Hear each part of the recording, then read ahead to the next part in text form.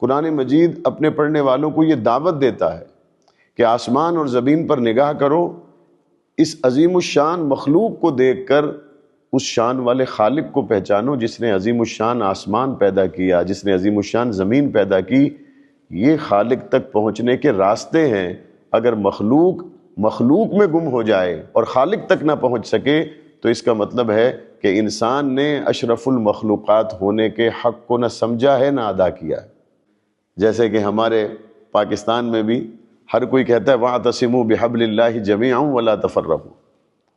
جتنی دین پسند جماعتیں ہیں بالخصوص پاکستان میں، ویسے تو میں نے چند دن پہلے بنگلہ دیش کا سفر کیا تو وہاں بھی حالات اس سے مختلف نہیں ہیں، تو ہر آدمی وَاعْتَصِمُوا بِحَبْلِ اللَّهِ جَمِيعًا وَلَا تَفَرَّقُوا یہ آیت پڑھنے کے بعد اپنی جماعت کا جھنڈا نیچے لٹکا دیتا ہے اور کہتا ہے کہ آپ تفرقہ نہ کریں، اللہ کی رسی کو مضبوطی سے تھام لیں، اور اللہ کی رسی کیا ہے؟ یہ میری جماعت کا جھنڈا۔ اللہ کی رسی کو مضبوطی سے تھامو، اللہ کی مضبوط رسی کیا ہے؟ میری جماعت کا منشور، میری جماعت کا دستور۔ قرآن مجید کیا کہتا ہے؟ اہدنا الصراط المستقیم۔ ہم جب نماز کے لیے کھڑے ہوں تو اللہ تبارک و تعالیٰ سے سیدھے راستے پر چلنے کی دعا مانگے کہ اللہ تعالیٰ ہمیں سیدھے راستے پر چلائے۔ اب ہر انسان جب یہ کہے گا کہ میرا راستہ بہتر ہے، میرا راستہ بہتر ہے، میرا راستہ بہتر ہے، تو یہ مسئلہ حل نہیں ہوگا۔ اس کے حل کا کائنات میں صرف ایک ہی راستہ ہے، اور وہ یہ ہے کہ ساری مخلوق خالق کے بتائے ہوئے راستے پر چلے، اور خالق سے بہتر جاننے والا بھی کوئی نہیں ہو سکتا، اور خالق سے بہتر اپنی مخلوق کے لیے راستہ بنانے والا بھی کوئی نہیں ہو سکتا۔ اور نبیوں نے آ کر خالق کے راستے کو مخلوق کو بتایا، نبیوں نے آ کر صحیح راستے کی طرف ہدایت کی ہے مخلوق کی۔ اہدنا الصراط المستقیم۔ اب جب آپ نے سیدھے راستے پر چلنے کی اللہ تبارک و تعالیٰ سے دعا کی، اب یہ راستہ ہے کن کا؟ تو اس کا اگلی آیت میں اللہ تبارک و تعالیٰ نے فرمایا صراط الذین انعمت علیہم۔ اس بات کو سمجھ لینا چاہیے۔ جب ہم کہتے ہیں کہ اللہ ہمیں سیدھے راستے پر چلا اور سیدھے راستے پر چلنے کی ہمیں توفیق عطا فرما، ہمارے نزدیک سیدھا راستہ سوسائٹی سمجھتی ہے وہ ہے جس میں آپ کے پاس گاڑی مہنگی ہو۔ ہم سمجھتے ہیں سیدھا راستہ وہ ہے جس میں ہمارے پاس بنگلہ اچھا ہو، سیدھا راستہ وہ ہے جس میں ہماری نوکری اچھی ہو۔ قرآن مجید کیا کہتا ہے؟ صراط الذین انعمت علیہم۔ قرآن کہتا ہے سیدھا راستہ تو وہ ہے جو نبیوں کو دیا گیا، جو نبیوں کا راستہ تھا۔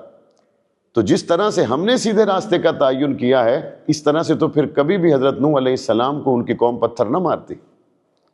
جس کو ہم نے سیدھا راستہ سمجھا ہے، اگر یہی سیدھا راستہ تھا، اور قرآن مجید کہتا ہے اس سیدھے راستے پر آنے والے انعام یافتہ لوگ تھے، اور وہ سب سے پہلے انبیاء تھے۔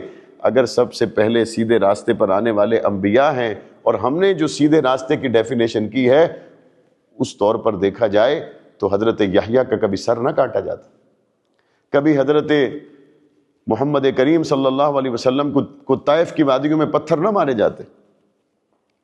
یہ بات سمجھ لینی چاہیے۔ سیدھا راستہ اور سیدھا راستہ ہدایت کا راستہ کون سا ہے؟ قرآن مجید کہتا ہے انعم اللہ علیہم من النبیین والصدیقین والشہداء والصالحین۔ نبیوں کا راستہ سیدھا راستہ ہے۔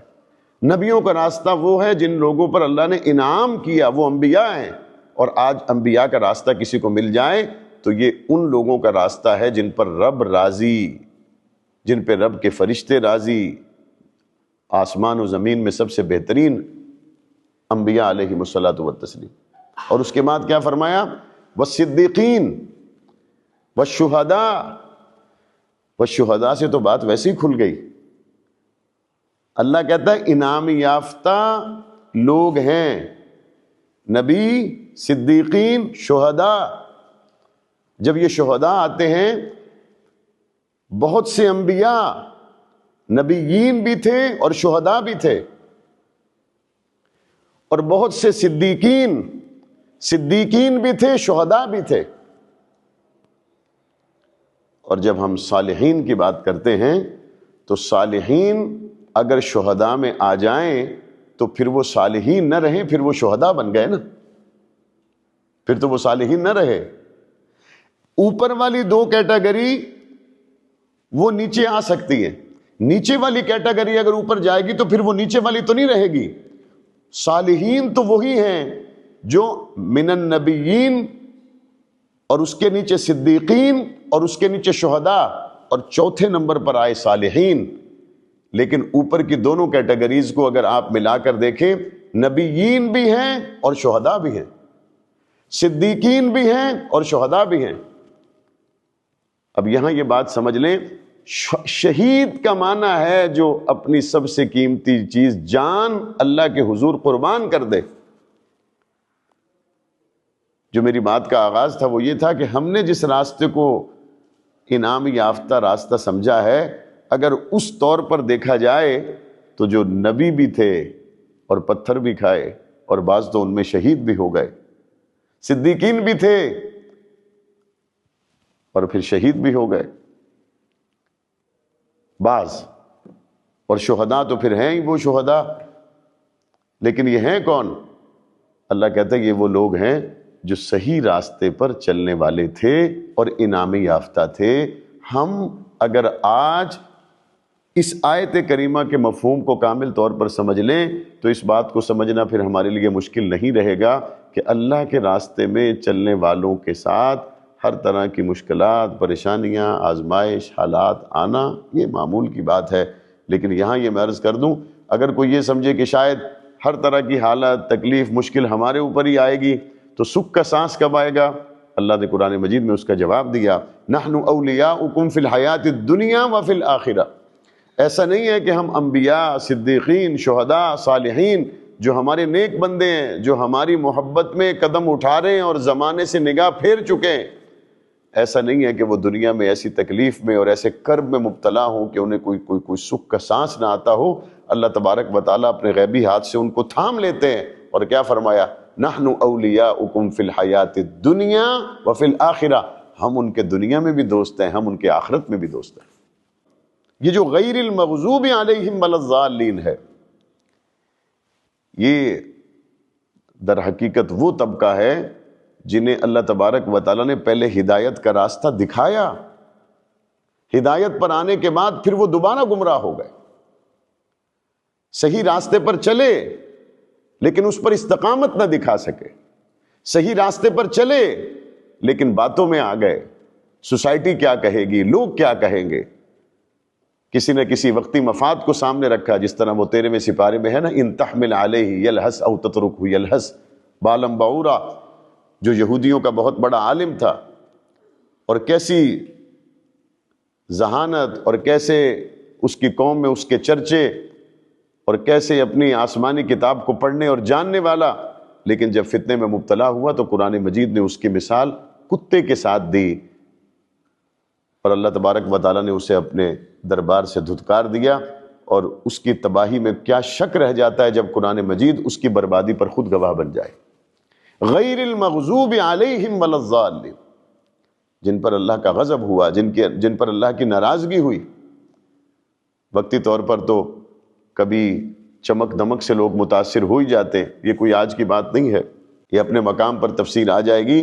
جب قارون اپنے خزانوں کے ساتھ، اپنے جاہ و جلال کے ساتھ قوم کے سامنے نکلا تو قوم کے لوگوں نے کیا کہا؟ بعض لوگوں نے تو یہ کہا، قارون تیرا اکڑنا اللہ کو پسند نہیں ہے. اور بعض لوگوں نے کہا دیکھو قارون کا نصیب دیکھو، قارون کا جاہ و جلال دیکھو، قارون کے خزانے دیکھو، قارون کی عظمت دیکھو. اور جب وہ اپنے ہی خزانوں میں غرق ہوا تو جو لوگ اس کو دیکھ کر تمنا کر رہے تھے کاش ہمارے پاس بھی ایسے خزانے ہوتے، تو اس کا انجام دیکھ کر وہ کہنے لگے شکر ہے کہ ہم ایسے نہیں تھے ورنہ ہمارا انجام بھی ایسا ہی ہوتا. تھوڑی دیر پہلے اس کے خزانے کو دیکھ کر جو لوگ تمنا کر رہے تھے، اس کے انجام کو دیکھ کر پھر وہ دعا کرنے لگے کہ یا اللہ تیرا شکر ہے کہ ہم اس جیسے نہیں تھے. غیر المغضوب علیہم ولا الضالین، ان جیسا بننے کی آدمی کبھی تمنا نہ کرے. میں اس کی اکثر مثال دیتا ہوں، ہمارے مسلمانوں نے یاد کر لی، بل گیٹس کی مثالیں یاد کر لی کہ جو بل گیٹس کہتا ہے کہ اگر غریب پیدا ہوئے تو تمہارا قصور نہیں، غریب مر گئے تو سارا قصور تمہارا ہے. اور آج مسلمان بچہ بل گیٹس کی باتوں کو یاد کیے بیٹھا ہے اور کہتا ہے کہ غریب پیدا ہونا میرا قصور نہیں، غریب مر جاؤں گا تو میرا قصور ہے. تو کیا اسے اسلام کے پیمانے پر اگر تولا جائے تو یہ برابر تل جائے گا؟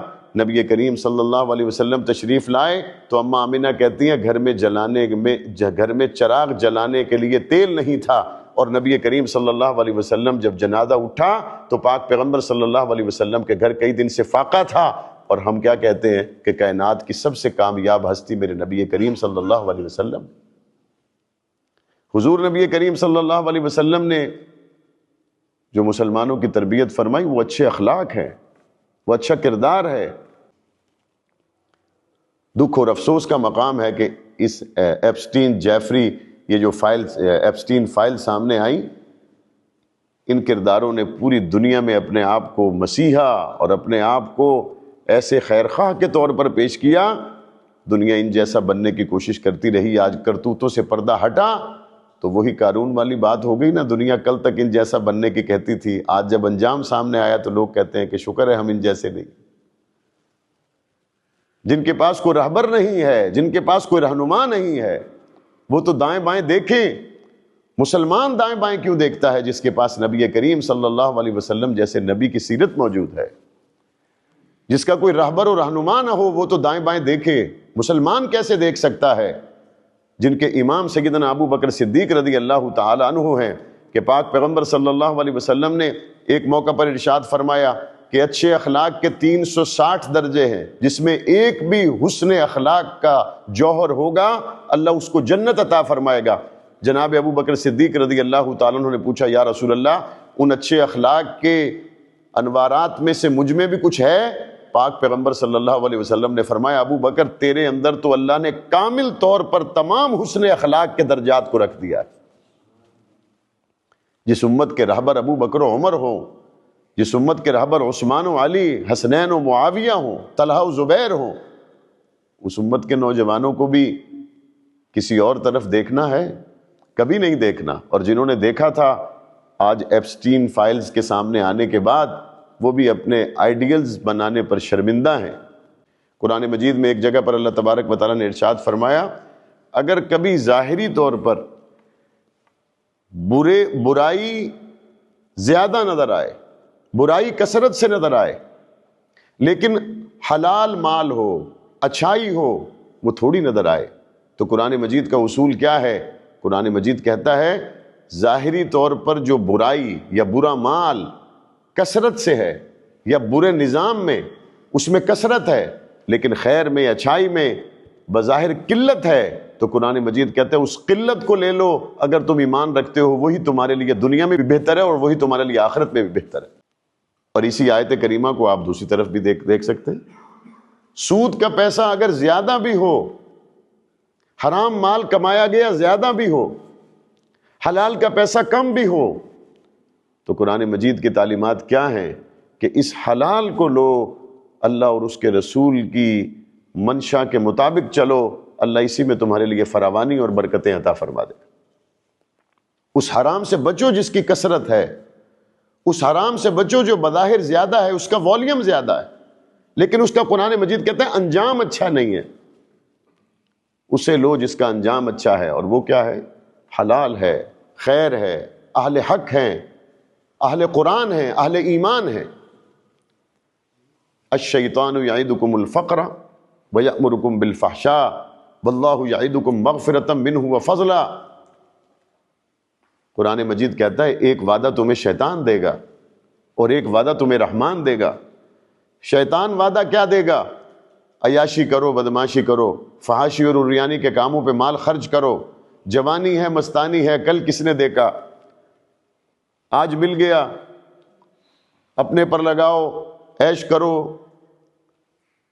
اور جب خیر کے لیے کوئی اس کے پاس جائے تو کہے گا آپ کو پتہ تو ہے مالی حالات تو اچھے نہیں ہیں، کسی مسکین پہ خرچ کرنا اس کے لیے مشکل ہے، کسی یتیم بیٹی کو رخصت کرنے کے لیے خرچ کرنا اس کے لیے مشکل ہے، کسی مفلوق الحال کے لیے گھر میں راشن بھجوا دینا اس کے لیے مشکل ہے، لیکن جب اپنے اوپر لگانے کا، فحاشی اور عریانی پہ خرچ کرنے کا وقت آئے گا تو اس کے لیے تیار ہے۔ قرآن مجید کیا کہتا ہے؟ الشیطان یعدکم الفقر ویأمرکم بالفحشاء۔ خیر کے کام میں تم مال لگاؤ گے تو شیطان تمہیں وعدہ دے گا کہ فقیر ہو جاؤ گے، اور شیطان تمہیں امر دے گا، حکم دے گا، ترغیب دے گا کہ فحاشی اور ریانی پر، بے حیائی پر مال خرچ کرو۔ اور قرآن مجید اگلی ہی آیت میں کیا کہتا ہے؟ واللہ یعدکم مغفرۃ منہ وفضلا، دوسرا وعدہ اللہ کا ہے، اور وہ یہ ہے کہ خیر کے کاموں میں خرچ کرو، اللہ تمہارے مال کو زیادہ بھی کر دے گا اور تمہاری مغفرت بھی کر دے گا۔ اب یہ تمہاری مرضی ہے کہ تم اللہ کے وعدے پر آتے ہو یا تم شیطان کے وعدے پر جاتے ہو۔ اللہ نے تو فری ول دی ہے انسان کو، اس فری ول کا انسان استعمال کیسے کرتا ہے، یہی تو دنیا میں امتحان ہے۔ خلق الموت والحیات لیبلوکم ایکم احسن عملا، یہ فری ول دی گئی ہے انسان کو، وہ چاہے تو اس کو استعمال کرے خیر کے کاموں کے لیے اور چاہے تو اس کو استعمال کرے برائی کے لیے۔ کسی کے لیے بھی ایسا ضابطہ مقرر نہیں ہے کہ وہ مسجد نہیں جائے گا تو فرشتے اس کو زنجیر ڈال کے مسجد لے جائیں گے۔ کسی کے لیے بھی یہ اصول نہیں ہے کہ اگر وہ فحاشی اور ریانی کے کاموں میں جائے گا تو فرشتے اس کو کھینچ کر واپس مسجد میں لے آئیں گے یا گھر میں لے آئیں گے، نہیں۔ فَأَلْهَمَهَا فُجُورَهَا وَتَقْوَاهَا قَدْ أَفْلَحَ مَنْ زَكَّاهَا وَقَدْ خَابَ مَنْ دَسَّاهَا۔ اچھائی اور برائی کا خیال برابر انسان کے دل میں آتا رہے گا، جو اچھے خیال کو لے کر قدم اٹھائے گا اللہ اس کو نامہ اعمال میں نیکیاں لکھے، اور جو برے خیال کو آنے کے بعد اس کو اپنے عمل سے آلودہ کر دے اور اپنے حصے میں برائی لکھوا لے تو اس کے لیے برا راستہ ہے۔ اللہ تبارک و تعالی ہمیں ہمیشہ خیر کے لیے قدم اٹھانے کی توفیق عطا فرمائے۔ وآخر دعوانا ان الحمد للہ رب العالمین۔